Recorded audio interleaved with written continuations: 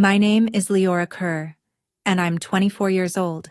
6 months ago, my mother gave away my car, the SUV my grandmother had gifted me for my 24th birthday. Just like that. No discussion. No warning. She handed the keys to my younger sister, Camilla, and said, "She needs it more. You're single. You can just take Ubers." I didn't argue. I didn't raise my voice. I didn't fight for what was mine. I just stood there and watched my car disappear from my life like I had never mattered in the first place. And then came my grandmother Margaret's 71st birthday. I showed up in an Uber. 40 relatives turned to look as I walked into that private dining room empty-handed, no car. No explanation. Just a quiet smile I forced onto my face. When my grandmother asked where my car was, my mother gave that same calm, confident smile and repeated the same words in front of everyone. Leora gave it to her sister. She knows Camilla needs it more. What happened next made every single person in that room realize they had completely underestimated both me and my grandmother. If this story has sparked your curiosity about what's coming next, consider subscribing, but only if it truly resonates with you. I'd also love to know where you're listening from and what the weather feels like where you are right now. Just a quick note, this is a fictional story, with a few details enhanced using AI to make the experience more vivid and immersive. So go ahead, pour yourself a warm cup of tea, get comfortable, and let's continue. I grew up learning how to disappear in plain sight. Our family wasn't big, just my parents, my older sister Camilla, and me. My dad worked long hours as an accountant, quiet and predictable. My mom stayed home until we were older, then picked up a part-time job at a real estate office. We weren't rich, but we never struggled either. On the surface, we looked like a perfectly normal suburban family. Camilla was 4 years older than me, and, in many ways, she was everything my mother admired. She had my mom's golden hair, her bright green eyes, even her laugh. People used to joke they could pass as twins. I, on the other hand, took after my dad. Dark hair, softer voice, the kind of personality that watched more than it spoke. From as early as I can remember, Camilla was the center of everything. I was just there, if she wanted my toys. My mom would smile and say, "Leora, share with your sister. You're more flexible." If she wanted the bigger bedroom, the explanation was always ready. "Camilla has friends over. You understand?" Right. If our schedules ever clashed, mine was the one that quietly disappeared. I learned very young that being flexible didn't mean kind or understanding. It meant replaceable. By the time I turned 20, I had already started building a life outside of that house. I worked as a freelance content writer, completely remote. It paid enough for my apartment, my bills, my independence.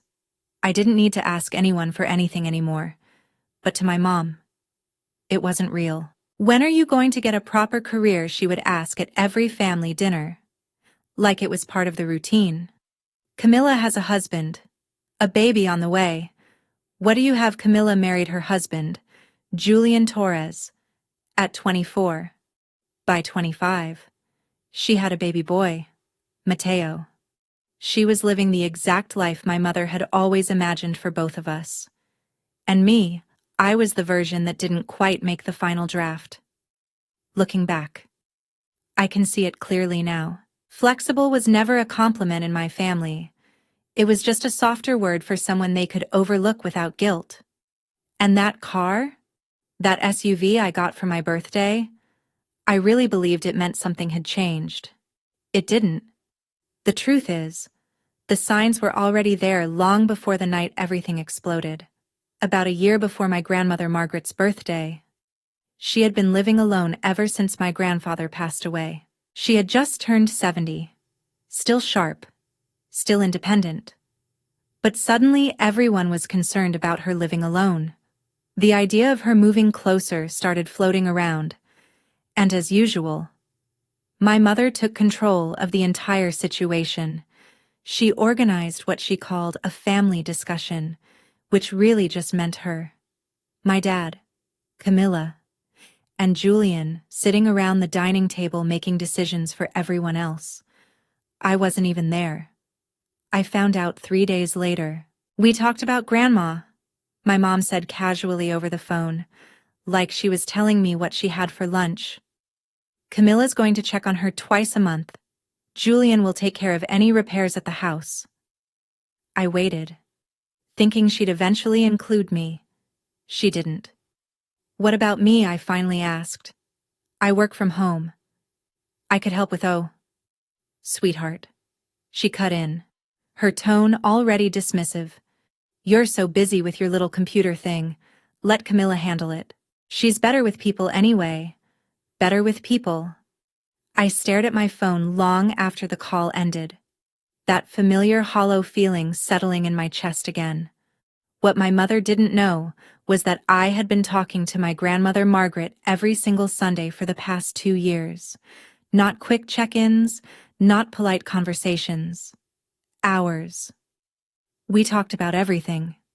My grandfather, her garden, the novels she was reading, the memories she didn't share with anyone else, Camilla's visits, the ones my mom praised so much, rarely lasted more than half an hour.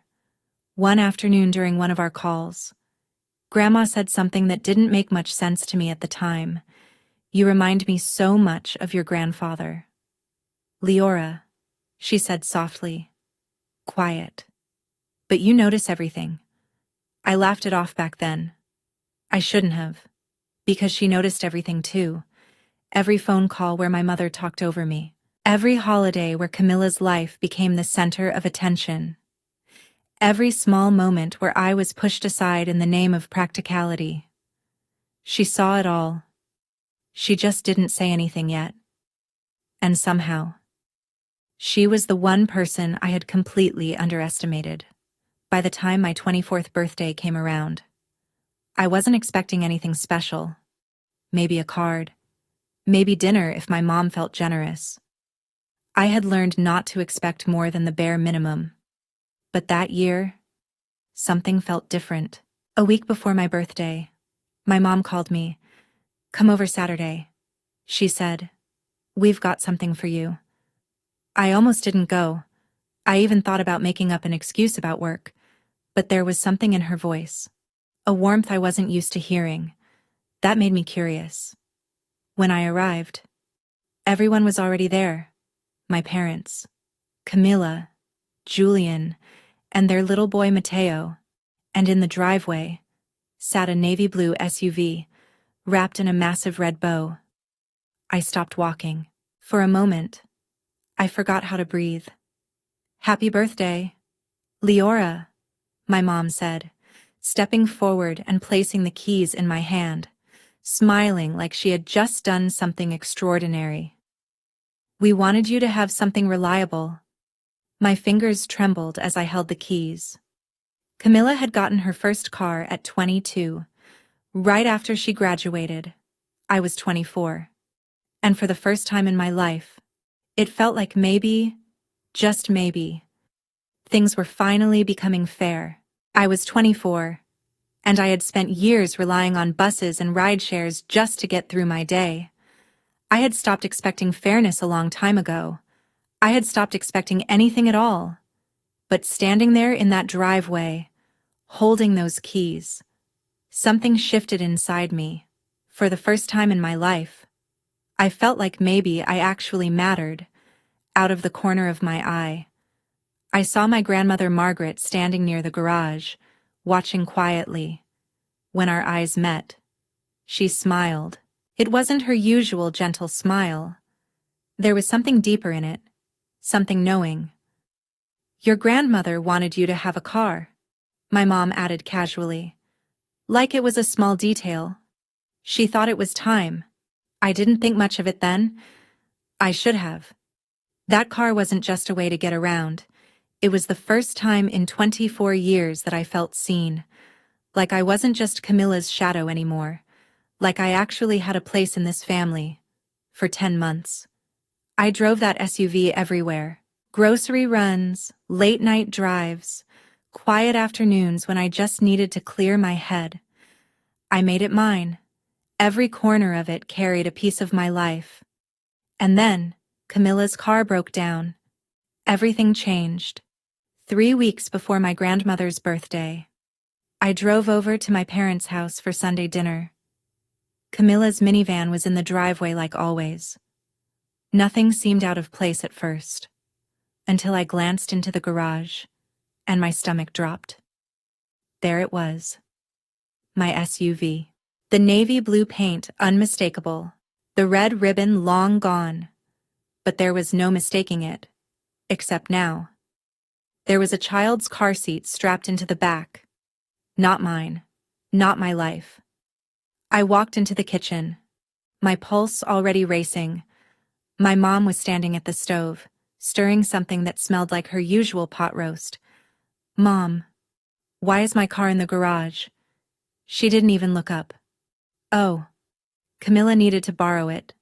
Her car's in the shop. Borrow it just for a few days." "Honey?" she said lightly. "The mechanic said about a week." I wanted to argue right then. I wanted to ask why no one had called me, why this had been decided without me. But before I could say anything, Camilla walked in carrying Mateo, cooing and laughing as he reached for her necklace, and just like that, the moment slipped away, replaced by baby talk, dinner plates, and forced normalcy. A week passed. No car. 2 weeks passed. Still nothing. I finally texted Camilla, "Hey, any update on your car? I need mine back soon." Hours later, she replied, "Mechanic says another week. Thanks for understanding." Understanding. I called my mom. "When am I getting my car back?" A pause. Then her voice changed. Colder now. "Leora, don't be difficult. Camilla has a child. She needs reliable transportation. You work from home? You can just Uber." "That's not the point. It's my car. It's just a car." She snapped. "Don't be so materialistic." I felt my chest tighten. "Your sister needs it more," she continued, sighing like I was the problem. "You're single. You're flexible. You understand." There it was again. Flexible. "Mom, I didn't agree to this. We'll talk about it later." She cut in and hung up. I stared at my phone, my reflection faintly staring back at me from the dark screen. Anger and disbelief twisted together in my chest. This wasn't borrowing anymore. This was theft, dressed up as generosity. The next day, I called Camilla directly. "Camilla, we need to talk about the car." "What about it?" she said. Distracted. I could hear Mateo crying in the background. "It's been 2 weeks. I need it back." There was a pause. "Mom said I could use it." She finally replied, "I thought you were okay with it." "No one asked me if I was okay with it." "Well," she hesitated. "I mean, you don't really need it." "Right. You work from home." I gripped my phone so tightly my fingers hurt. "That's not the point. It's mine. You should have asked me, Leora." "I have a toddler," she snapped, her patience thinning. "Do you know how hard it is to get him to daycare, to doctor's appointments, to everything? I know your life is hard," I said quietly. "Have you ever been in a situation where something that rightfully belonged to you was taken away, and everyone expected you to just accept it quietly? If you've ever gone through something like this, leave the number 1 in the comments. That doesn't mean you get to take my things," I said, trying to keep my voice steady. "I'm not taking anything," Camilla snapped, her tone sharpening instantly. "You're being dramatic. It's just a car. Then give it back." There was a pause on the line. A long one. "Mom said we could talk about it at Grandma Margaret's party." She finally replied, "We'll figure it out then." Okay, before I could say another word, she hung up. I sat there in my apartment, staring at the Uber app glowing on my phone screen. And for the first time, something inside me tightened in a way I couldn't ignore.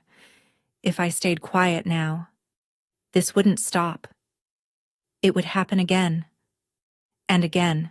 Every time Camilla needed something, my mom would offer up whatever belonged to me, my time, my space, my life. I would always be the one expected to adjust, to be flexible, forever. That night, I made a decision. I would talk to my mom at my grandmother's birthday, calmly, privately, like adults. I would explain how this felt, draw a line, and take back what was mine. I didn't want to fight. I just wanted respect. What I didn't realize was that my mother had no intention of keeping this private. The day of my grandmother Margaret's 70th birthday arrived wrapped in perfect autumn weather, clear skies, cool air, the kind of day that looked peaceful on the surface. The celebration was held at the Willow Grand, one of those restaurants that didn't need to announce its price tag. White tablecloths stretched across every table, crystal chandeliers hung above, and the staff moved quietly, almost invisibly, between guests. My mom had reserved a private dining room for 40 people, extended family, distant cousins, aunts and uncles I only saw once a year, but who still felt entitled to comment on my life. I arrived in an Uber. The driver pulled up to the entrance, and I took a moment before stepping out. I smoothed down my emerald dress, inhaled slowly, and told myself to stay calm. Then I saw it. My SUV, parked just a few spaces from the entrance. The navy blue paint caught the light instantly. Impossible to miss. But what made my chest tighten was the sticker on the back window, a bright baby on board sign I had never bought. And through the glass, I could see a child's car seat strapped in place. Camilla and Julian were just getting out. Mateo squirmed in Julian's arms, fussing with the tiny bow tie around his neck. Camilla spotted me and waved, her expression completely normal, like nothing was wrong. "Leora, you look amazing," she said as I walked closer. "Did you Uber?" I forced a smile, one that felt sharp and fragile at the edges. "Convenient." "Right," I replied. "So convenient." If she noticed the tone in my voice, she didn't show it. "Come on," she said lightly. "Mom's been stressed all morning about the seating." Julian gave me a small, awkward nod before following her inside. Mateo's soft whining echoed behind them as the door closed. I stayed there for a moment, just staring at the car. My car, the one I had built memories in, the one that made me feel like I finally existed in this family. And now it sat there, marked with someone else's life, someone else's priorities, like I had never belonged to it at all. I turned and walked toward the entrance, my heartbeat steady but heavy. I told myself I would handle this quietly, speak to my mom, fix it without causing a scene. What I didn't know was that she had already been telling her version of the story to everyone inside. The private dining room was filled with laughter, clinking glasses, and overlapping conversations. At the head of the long table sat my grandmother Margaret, elegant in deep navy, her silver hair swept back neatly, her posture as poised as ever. At 70, she still carried herself with the elegance of someone who had never learned to bend under pressure. Her posture was straight, her presence quiet but commanding, and her eyes missed absolutely nothing.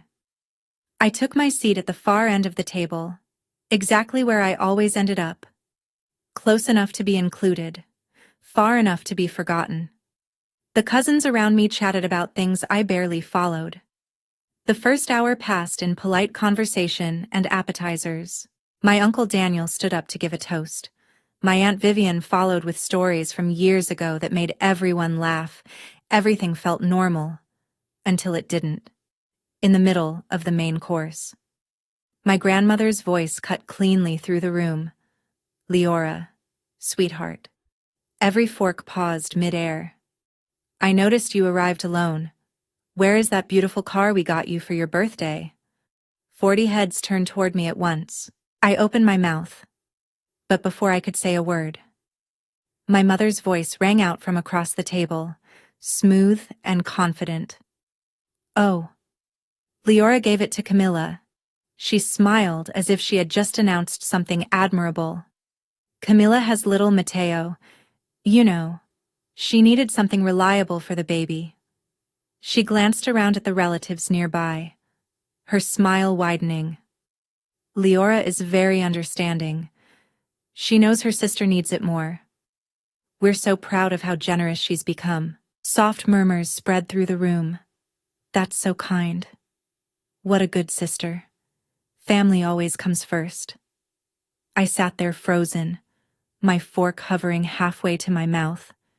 She had just rewritten the truth, right in front of everyone. I hadn't given anything. It had been taken from me, piece by piece, until there was nothing left to argue about. My grandmother hadn't looked away from me for a second. She tilted her head slightly, her expression unreadable. You gave it away, Leora? She asked.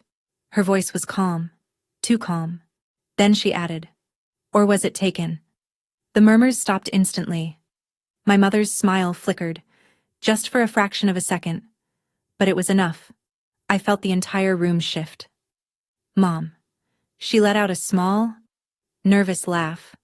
What kind of question is that? Of course Leora gave it willingly. She's not a child. My grandmother didn't smile back. Slowly, deliberately. She set her fork down on the table. I'm asking Leora, she said, her voice steady. Not you. Evelyn. Every conversation in the room died. All eyes moved between the two of them, and then settled on me. My heart pounded so loudly I was sure everyone could hear it.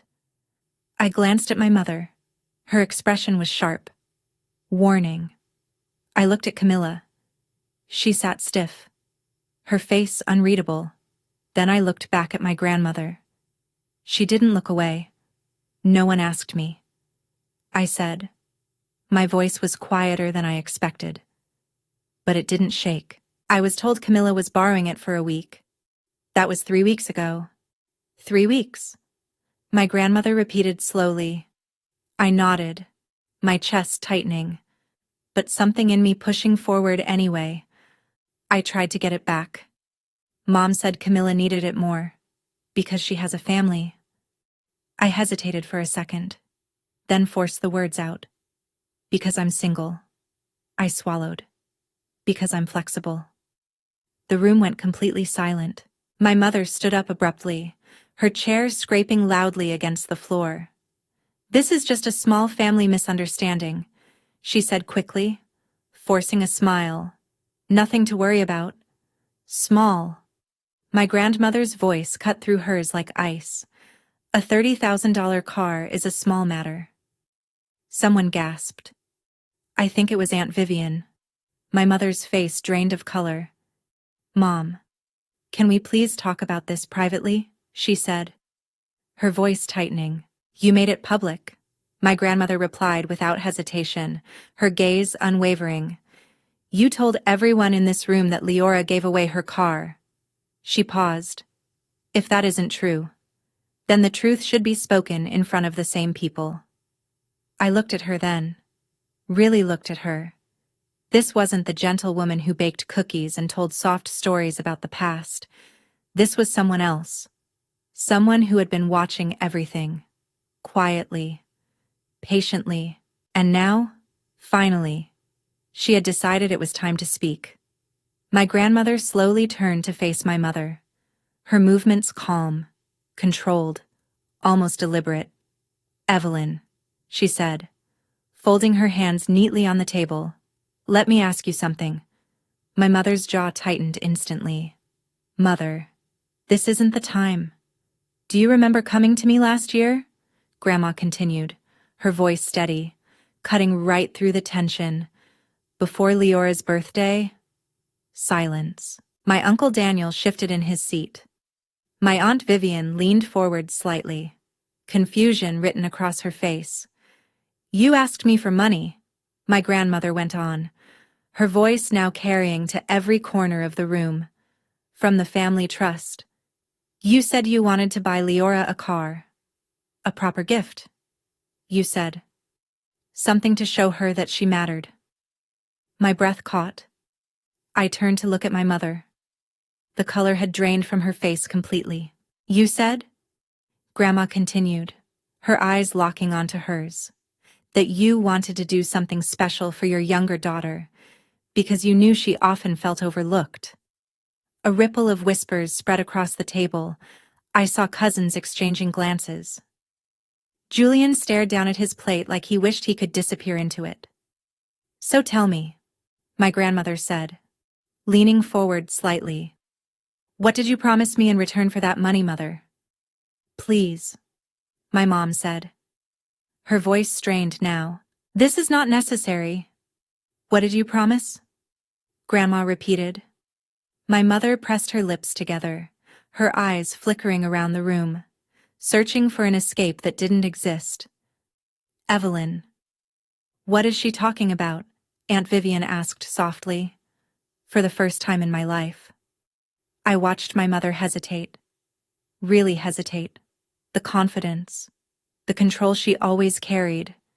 It was gone. And in that moment, something clicked in my mind. That car. It had never really been a gift from my parents. I'll tell you what she promised. My grandmother said, her voice now firm as steel. She promised that the car would belong to Leora. Only Leora. She signed an agreement stating exactly that. The room erupted into murmurs. That was just my mother began, her voice cracking. It was just a formality for the trust. The title of that car. My grandmother cut in sharply. Is in my name, not yours. Evelyn. Not Leora's. Mine. The words hit me like the ground had suddenly disappeared beneath my feet. What I whispered. The words slipping out before I could stop it. My grandmother looked at me then, and for a brief second, her expression softened. I wanted to give you something meaningful, sweetheart, she said gently, but I know how your mother operates. Then her gaze returned to my mother. Cold again. So I kept the title in my name, and I made her sign an agreement stating that the car was exclusively yours. Camilla shot to her feet so quickly her chair scraped loudly against the floor. Wait. Grandma. I didn't know any of this, she said, her voice shaking. Mom told me Leora was fine with it. Did you ask her? The question cut through the room like a blade. Camilla froze. Did you call your sister? Grandma continued. Did you ask if you could have her car? Camilla's mouth opened, then closed. She looked helplessly between us. Mom said you didn't ask. Grandma finished for her. Then she nodded slowly. You assumed. You took. Just like you were taught. Julian reached for Camilla's arm, trying to guide her back into her seat. She resisted for a second, then sank down, her face crumbling. I sat there, completely still, watching everything unravel. Every assumption, every lie, every carefully built version of reality my family had created, collapsing right in front of me. My grandmother had known all along. She had seen everything. She had prepared for this moment. And she wasn't finished yet. Daniel, she said, turning slightly toward my uncle. Did you bring what I asked for? My heart stopped. Before he could answer, my mother moved quickly, stepping away from her chair, her hands raised as if she could somehow contain what was happening. Everyone. Please, she said, forcing a strained smile. Let's not blow this out of proportion. My mother's voice softened, shifting into something calm, almost reasonable, like she was trying to regain control of the room. "This is just a family disagreement about a car," she said, looking around at everyone, making eye contact with relatives one by one. "That's all this is." She gestured lightly, as if explaining something obvious. "Leora works from home. She doesn't need to commute anywhere. Camilla has a toddler. She has to take him to daycare, to doctor's appointments, to Evelyn." My grandmother's voice was low, but it carried a warning. My mother ignored it. "I made a practical decision for my family," she continued, her confidence slowly returning. "Camilla has real responsibilities. Leora is young, single, flexible. She can adjust. That's what family does." A few heads around the table nodded. I saw my Aunt Carol lean toward her husband, whispering something under her breath. "And honestly," my mom added, her voice gaining strength, "I don't think we need to air private matters in front of everyone. This is between my daughters and me." Julian finally spoke up, his voice hesitant but trying to support her. "I agree," he said quietly. "This could be discussed later." "Later?" My grandmother let out a short, sharp laugh. "Evelyn has been discussing this later for 3 weeks," she said, her tone cutting, "while driving around in a car that doesn't belong to her daughter." "Mother. Please," my mom snapped, her calm beginning to crack. "You're embarrassing yourself." The room went completely still. My grandmother rose slowly from her chair, even at 70. She stood tall, her shoulders straight, her presence commanding without effort. "I'm embarrassing myself," she repeated, each word clear and deliberate. "You stole from your own child," she said, her voice steady but cold, and presented it as generosity. She paused, letting the words settle over the room. "And I'm the embarrassment." No one moved.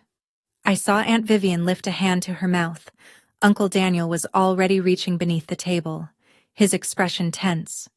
My mother had miscalculated. Badly. And then, something in her snapped. "You know what?" she said suddenly, turning toward me, her finger pointing sharply in my direction. "This is your fault. Leora." I flinched. "You always do this," she continued, her voice rising. "You sit there quietly like a mouse, and then you act surprised when things don't go your way." "Evelyn." My dad tried to intervene. "No. Richard." She cut him off, her eyes wild now. "Someone needs to say it." Her gaze locked onto me. "You never speak up. You never participate. You just sit in the corner and expect everyone to read your mind." Each word hit harder than the last. "Camilla has been carrying this family," she went on. "She has a husband, a child, real responsibilities. And you." She let out a sharp breath. "You sit at home typing on your computer and call it a career." It felt like something inside my chest cracked open. "Your sister sacrifices every single day," she continued. "What do you sacrifice?" "Leora, nothing." "You give nothing." Tears burned behind my eyes, but I refused to let them fall. "Not here. Not like this." "Sisters help each other," my mother said, her voice filled with righteous certainty. "Camilla needed that car. A good sister would have offered it without even being asked." "I would have," I said quietly. The words surprised even me. If someone had asked. "Don't play the victim," she snapped immediately. "It doesn't suit you." Camilla sat frozen, staring down at the tablecloth.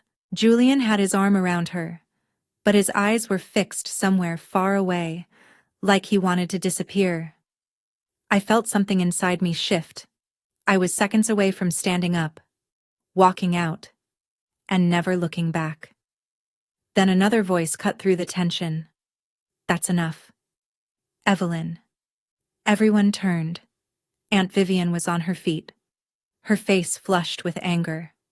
"I sat through this exact treatment when we were kids," she said, her voice steady but full of emotion. "I am not going to sit here and watch you do the same thing to your daughter." My mother's head snapped toward her. "Vivian, stay out of this." "No," she said firmly. "Not this time." She stepped forward, moving around the table until she stood beside my grandmother. "I was the flexible one in our house," she continued. Her eyes locked on my mother. "Remember that you got the bigger room, the nicer clothes, the later curfew." Her voice carried years of buried weight, and every time I complained, Mom and Dad told me to be more understanding. "That has nothing to do with this," my mother said through clenched teeth. "It has everything to do with this." Vivian replied. The room was completely silent now. "I spent years in therapy learning that what happened to me wasn't normal," she said, "and now I'm watching you do the exact same thing to Leora." Her gaze swept across the table. "She is not selfish for wanting her car back. She is not difficult. She is a person with basic boundaries." Camilla finally looked up, her eyes filled with tears. "Aunt Vivian." "I really didn't know." "Then you should have asked," Vivian said, not softening at all. "That's the point. You should have asked." Something shifted inside my chest. For the first time in my life, someone in my family was standing up for me. Someone actually understood. My grandmother reached out and placed a gentle hand on Vivian's arm. A quiet gesture of approval. "This isn't about a car anymore," she said, her voice calm but powerful. "This is about whether our family treats all its members with respect, or only the ones who demand it the loudest." She turned to look at me then, and for the first time, I saw something in her eyes that I had never seen directed at me before. "Pride, Daniel," she said again, her voice steady. "The folder." No one interrupted this time. My uncle reached beneath the table and pulled out a plain manila envelope. It looked ordinary, almost forgettable, but the way my mother stared at it, it was like it held something dangerous. And in a way, it did. Before I continue, let me ask you something. Have you ever been in a situation where your own family talked about you like you weren't even there, where they made decisions about your life and expected you to just accept it without a word? Would you have spoken up or stayed quiet like I did? Let me know in the comments. And if this story is pulling you in, don't forget to hit like, because what happened next changed everything. My Uncle Daniel stood and walked over to my grandmother, placing the envelope in her hands. Up close, it looked even more unremarkable. Just beige paper and a metal clasp. But my mother's voice had changed. "Mom," she said, and for the first time, there was something close to fear in it. "Whatever you're about to do, please, not here, not in front of everyone." My grandmother didn't hesitate. "You had 3 weeks to handle this privately." "Evelyn," she said calmly as she opened the envelope. 3 weeks to return the car, to apologize, to make it right." "I was going to," my mother said quickly. "Instead," Grandma continued, pulling out a stack of papers, "you stood in front of 40 people and told them Leora gave away her birthday gift." She laid the documents out across the white tablecloth. One by one, you turned theft into a story about generosity. Her voice didn't rise. It didn't need to. So now the truth will be told in the same room, to the same audience. I leaned forward slightly, my eyes scanning the papers. They looked official, structured. There was a logo I recognized immediately. The Department of Motor Vehicles. "Daniel," my grandmother said. "Read the first document." He picked up the top sheet, adjusted his glasses, and cleared his throat. "Vehicle registration," he began. "State of California." He paused, scanning down the page. "Registered owner, Margaret Hale." A wave of gasps moved through the room. That's just for convenience. My mother stammered quickly. For tax purposes. People do that all the time. Do they? My grandmother asked, one eyebrow lifting slightly. Continue. My uncle picked up the next document, his expression shifting as he read through it silently first. This appears to be an agreement. He said slowly, read it. My grandmother replied, every word. The room went completely still. My mother's hands were trembling now. And suddenly, I understood. Uncle Daniel began reading again, his voice steady. Family Trust Disbursement Agreement, dated March 15th of last year. A whisper moved through the table. March. That's before her birthday. Someone murmured, I, Evelyn Kerr. He continued, hereby acknowledge receipt of $28,000 from the Hale Family Trust. 28,000, someone whispered under their breath. These funds are designated for the purchase of a vehicle as a birthday gift for my daughter, Leora Kerr. My chest tightened. I confirm that this vehicle will be registered in Margaret Hale's name, but will serve as the sole property of Leora Kerr for her personal use. My heart started pounding. Furthermore, he continued, I agree that this vehicle cannot be transferred, sold, loaned, or given to any other family member without the explicit written consent of Leora Kerr. He lowered the paper slowly. It's signed. He said, Evelyn Kerr, witnessed by... He squinted slightly. Daniel Hale. That's me. He looked up at my mother. I remember this. He said quietly, you told me it was standard trust paperwork. My mother looked like all the air had been pulled out of her. I didn't think it was $28,000, my grandmother said, her voice now cold as ice. From my trust. Given specifically for Leora. With conditions you agreed to in writing. At the other end of the table, I heard my Aunt Carol whisper to her husband. She signed a legal agreement. It sounds like it, he replied. Camilla was crying now, silent tears slipping down her cheeks. Julian held on to her, but his eyes were fixed on the table, unmoving. My grandmother slowly looked around the room. Do you understand now? She asked. This was never a family car for Evelyn to redistribute however she pleased. This car, my grandmother continued, her voice steady, was Leora's property, funded by me, protected by contract. She paused, letting the weight of those words settle over the room, and Evelyn took it anyway. A ripple of tension moved through the table. There's more. She nodded toward my Uncle Daniel. He hesitated for a second, then reached back into the envelope and pulled out another sheet of paper. This one looked older, handwritten. The ink slightly faded. This appears to be a personal letter, he said slowly, examining it. Also signed by Evelyn. My mother let out a strained sound, almost like a protest. I don't see why that's necessary. Read it, my grandmother said. Every word. My uncle cleared his throat and began. Mother, I promise that the car purchased with your gift will remain Leora's and Leora's alone. The room fell into a silence so deep it felt suffocating. I understand that she has often felt overlooked in our family, he continued, his voice tightening slightly. And I want this gift to show her that she matters. My chest tightened painfully. I will never take this car from her or allow anyone else to use it without her explicit permission. His voice faltered for just a moment before finishing. I am grateful for your generosity and will honor this commitment. Your daughter, Evelyn. No one moved. No one spoke. I couldn't breathe. My mother had written those words. She had seen it. She had known exactly how I felt. She had promised to do better. And then she broke every single promise.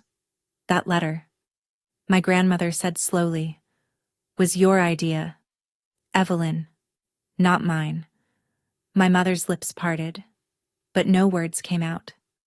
You wanted to put your commitment in writing, Grandma continued. To prove to me that you understood. She leaned forward slightly. So tell me, did you lie to me then? Or did you simply forget your promises the moment they became inconvenient? Aunt Vivian shook her head quietly, disgust written across her face. My Uncle Daniel set the papers down like they burned his hands. Camilla was crying openly now, tears streaming down her cheeks. Mom, how could you? She whispered. You told me Leora didn't care about the car. I thought it would be fine, my mother burst out, her voice finally cracking. She never complains. She never had to. My grandmother's words landed like a final judgment. That was the whole point. Silence. Heavy. Absolute. Camilla stood abruptly, her chair scraping loudly against the floor. Her mascara had smudged, her expression raw and shaken. Grandma, I swear, I didn't know, she said, her voice trembling. Mom told me Leora said yes. She said it made more sense for me to have it because of Mateo. My grandmother looked at her, her expression unreadable. And you believe that? She said. Camilla nodded weakly. Without question, I did. Did you call your sister? Grandma asked. Did you text her? Did you ask how she felt? Camilla opened her mouth. Nothing came out. You didn't, Grandma said quietly. She gave a small, slow nod. Because it was easier not to ask. Easier to accept what benefited you, and assume everyone else would be fine with it. Julian shifted uncomfortably beside her. Margaret, he said cautiously, maybe we should discuss this somewhere more private. Private. My grandmother let out a sharp, humorless laugh. Your mother-in-law stood in front of 40 people and announced Leora's generosity, she said. She made a public statement. A false one. Her gaze swept across the room. This was made public. So it will be resolved publicly. Several relatives nodded quietly. I felt Aunt Vivian's hand reach under the table and squeeze mine gently. Leora didn't give anything away, my grandmother said, her voice rising just enough to fill the room. She was robbed by her own mother and sister, and then made to feel guilty for objecting. Leora, I'm so sorry. Camilla turned to me, tears still falling. I really am. I should have asked. For the first time that night, I saw something different in her face. Not entitlement, not assumption. Something closer to shame, but I couldn't respond. Not yet. Because my grandmother was already reaching for one last document, and I knew we weren't finished. She rose slowly from her chair, standing at the head of the table, dressed in deep navy. She looked less like a grandmother, and more like someone about to deliver a final verdict. Here is what will happen, she said. Her voice left no room for argument. The car will be returned to Leora tonight, before anyone leaves this restaurant. My mother's head snapped up immediately. Tonight.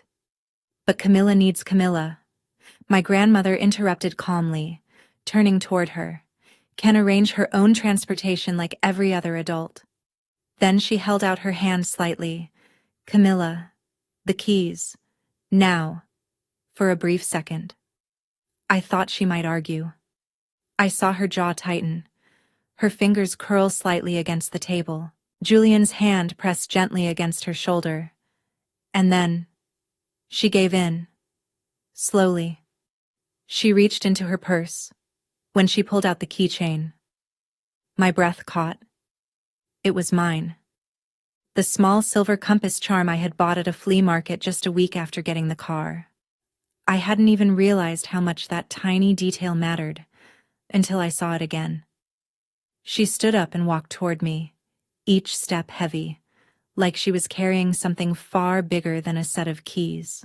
I'm sorry, Leora, she said softly. her voice barely above a whisper. I really am. She placed the keys into my hand. The metal was still warm. Familiar. Mine. My car. My choice. Mine again. Thank you. I said quietly. 2 words. That was all I could manage. My grandmother gave a small nod. Satisfied. Then she turned her attention back to my mother. And Evelyn, she said, her voice firm once more. You owe your daughter an apology. Not for the car. She paused. For the way you've treated her. For making her invisible in her own family. My mother stood frozen. Her face was a storm of emotions. Shame, anger, defiance, fear. Evelyn. My grandmother repeated. The entire room held its breath. For perhaps the first time in her life. My mother had nowhere to go. Her face flushed deep red. Leora, she said finally. The word tight. Forced. I apologize. I should have asked you before letting Camilla use the car. That was it. A technical apology. Empty. My grandmother's eyes narrowed slightly. That's your apology, she asked. For 3 weeks of taking what wasn't yours. For lying to everyone in this room. For humiliating your daughter in front of her entire family. I said I was sorry. My mother snapped. You said words. My grandmother replied calmly. There's a difference. The tension in the room was suffocating. I could hear someone's watch ticking from across the table, but something inside me had changed. Over the past hour, I had watched my mother lie, deflect, blame, and finally crumble under the truth. And I realized something important. I didn't need a perfect apology. I needed boundaries. Mom, I said, standing up slowly, the keys still in my hand. I accept your apology. Relief flickered across her face for a split second. But you need to understand something. I kept my voice steady, controlled, the same tone I used when dealing with difficult clients. From now on, anything that involves me, my life, my time, my property, you ask me directly. I met her eyes, not through Camilla, not through Dad, me, Leora. I've always... No. I said calmly, you don't decide for me anymore. Silence filled the room. I'm not the flexible one. I continued. I'm not the backup option. I held her gaze. I'm your daughter. And I deserve to be asked. No one spoke. No one moved. My grandmother was watching me, and in her eyes, I saw it again. That same look. Pride. Real. Unfiltered. Unconditional. That's my granddaughter, she said softly. And for the first time in 24 years, I felt like I actually existed in this family. But she wasn't finished. She waited until I sat back down, then turned her attention to the rest of the table. There is one more matter, she said. My mother let out a quiet, frustrated sound under her breath. The Hale family trust. My grandmother continued, folding her hands calmly. As most of you know, your grandfather established this trust before he passed. It was meant to support future generations of this family. Several heads nodded. This was something everyone knew. Until now. She went on. I have managed that trust through my children. Evelyn, Daniel, and Vivian.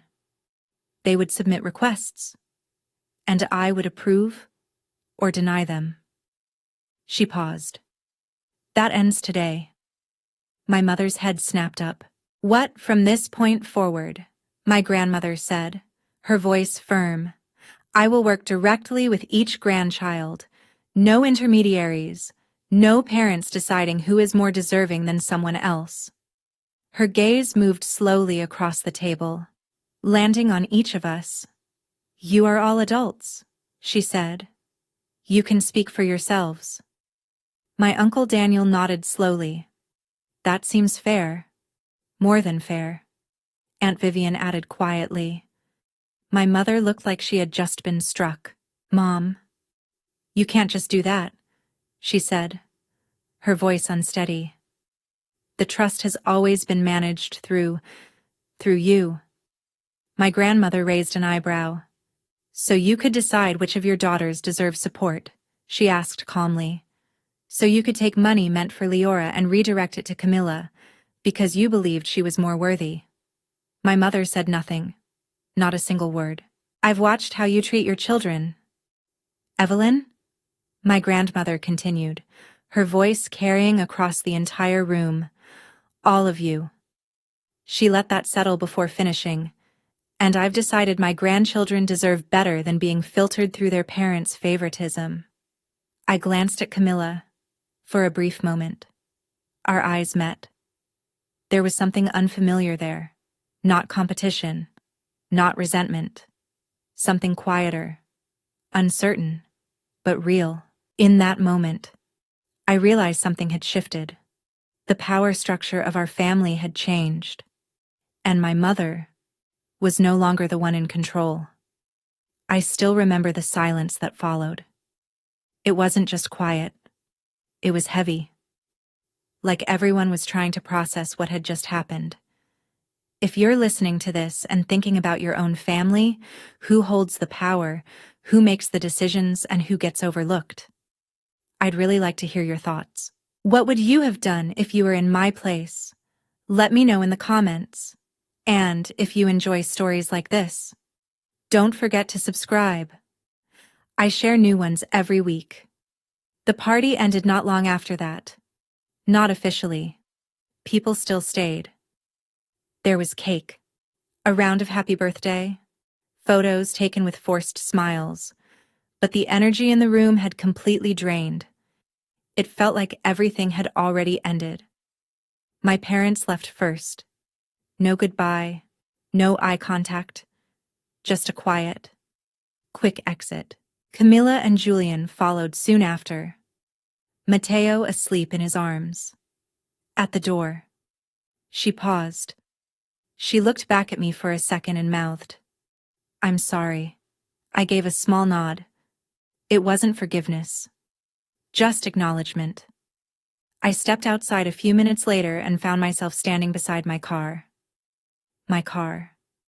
I ran my fingers slowly along the door handle, grounding myself in something that was finally, undeniably mine again. "You okay, sweetheart?" I turned to see Aunt Vivian walking toward me. "I don't know," I admitted, letting out a small, breathless laugh. "Is this what normal feels like? I've been invisible for so long? I forgot." She didn't hesitate. She pulled me into a hug. It was warm, tight, real. The kind of hug I hadn't realized I'd been missing. "You did the right thing tonight," she said softly.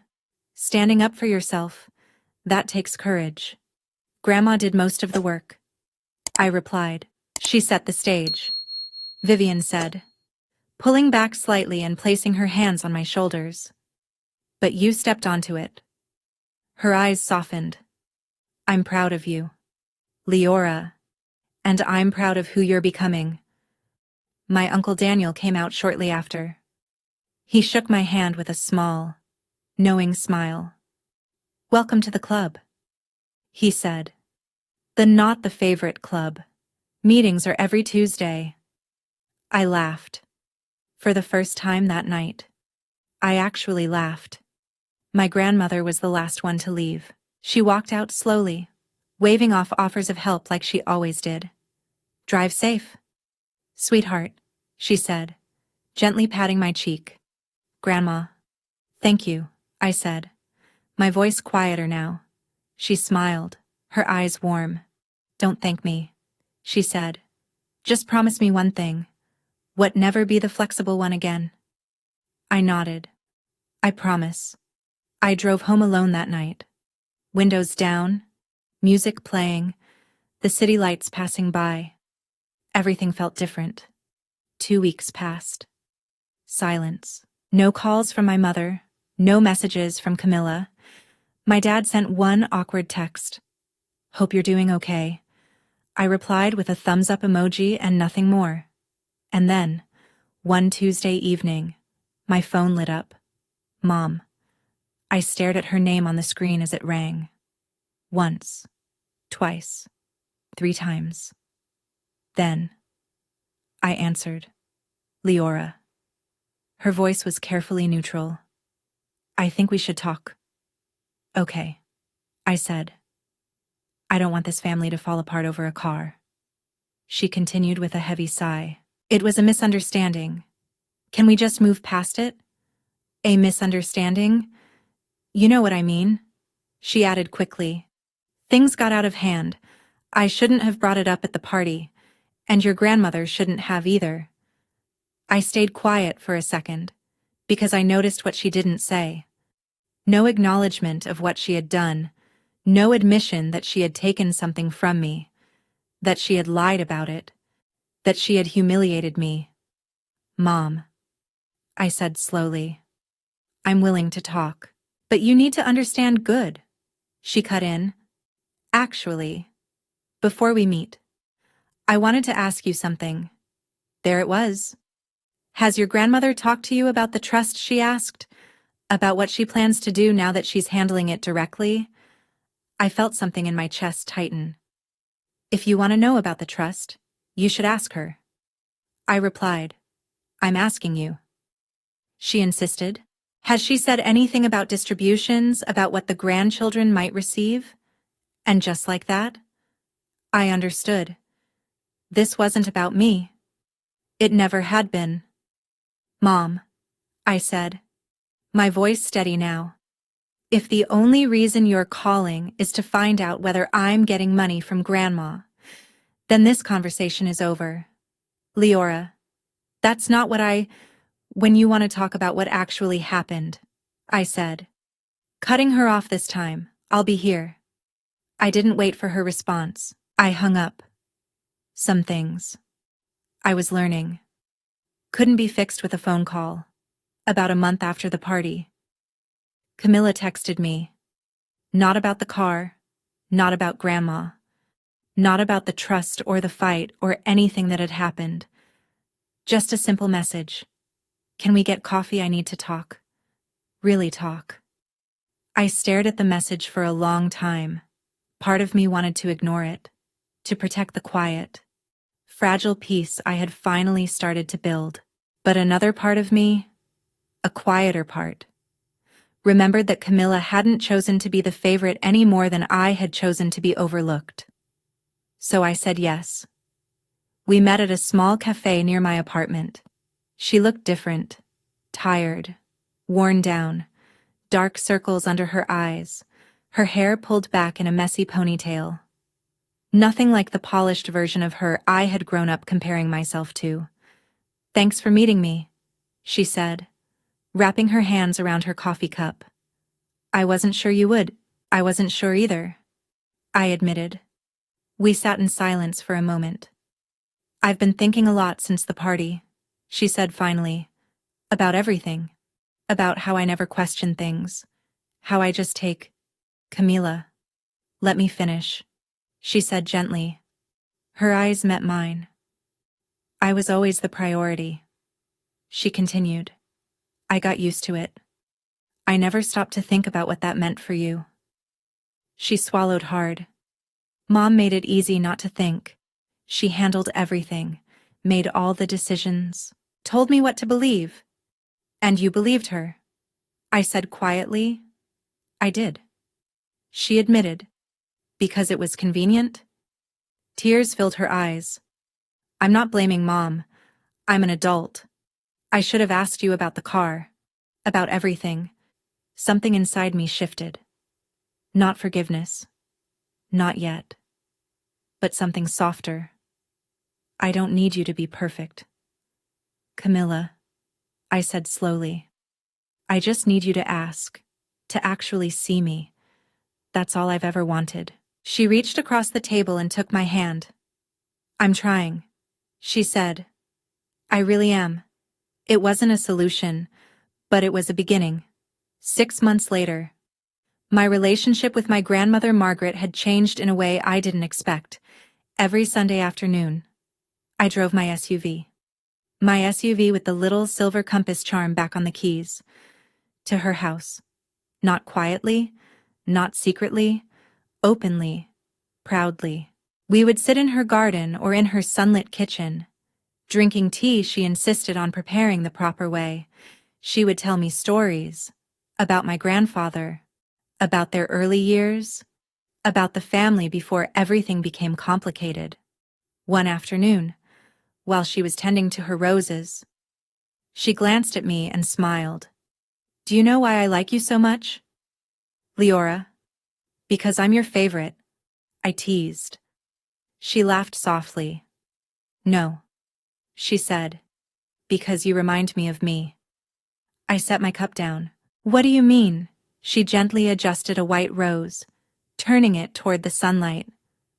"I was the flexible one too," she said quietly. "The youngest girl in a house full of brothers. I learned to be invisible, to take what I was given and never ask for more." Her voice softened. "Your grandfather was the first person who really saw me." She smiled faintly, lost in the memory.